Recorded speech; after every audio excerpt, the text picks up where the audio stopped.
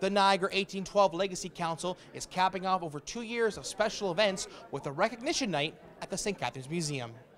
Well, this evening we are having a recognition night for the various community groups and individuals that were involved with the 1812 Bicentennial that we had here in Niagara over the last 3 years. Give me a sense of some of the organizations that helped bring the War of 1812 Bicentennial to the forefront.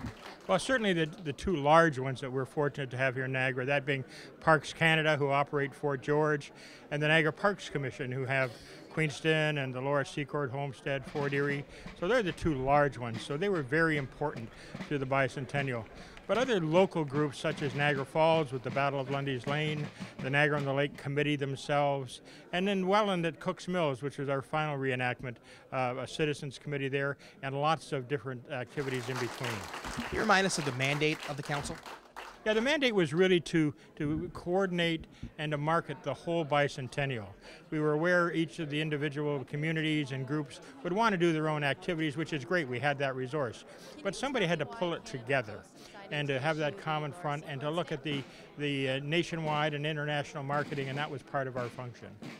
The Niagara Falls Museum was one of the organizations that partnered with the Legacy Council to showcase the 200th anniversary of the War of 1812. Well, the Niagara Falls Museums has had a huge impact, basically based on the War of 1812. The City's Museum was in need of a restoration.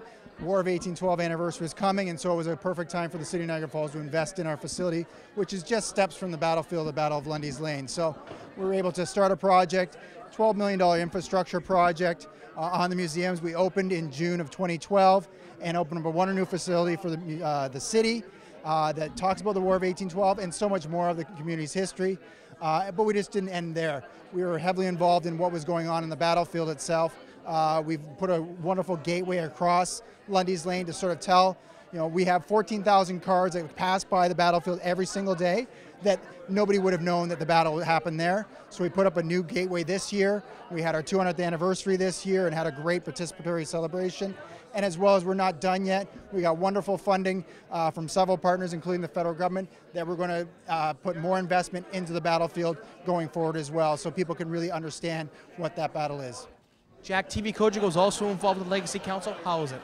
It's amazing, Anthony. We were approached many, many years ago at the start of the celebrations, and it's wonderful to see all the groups and organizations be recognized tonight for the work they did in their area. We were so fortunate because we were part of all these groups as well. And as you heard or may have heard, that we're working on a documentary now about the events over the last 3 or 4 years. And it's amazing to look back and say, oh, that's right, we were there, or we have footage of that.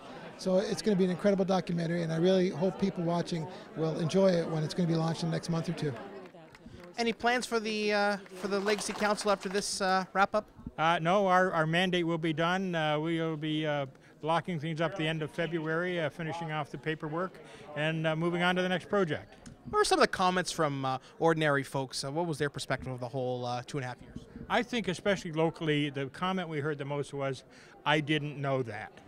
People would discover something about the War of 1812 that they drove by every day, that was down the street from where they lived, that they didn't realize how significant it was in the outcome of the War of 1812. For this and other source stories happening across Niagara, visit our website, tvkojiko.com/Niagara. In St. Catharines reporting for The Source, I'm Anthony Luongo.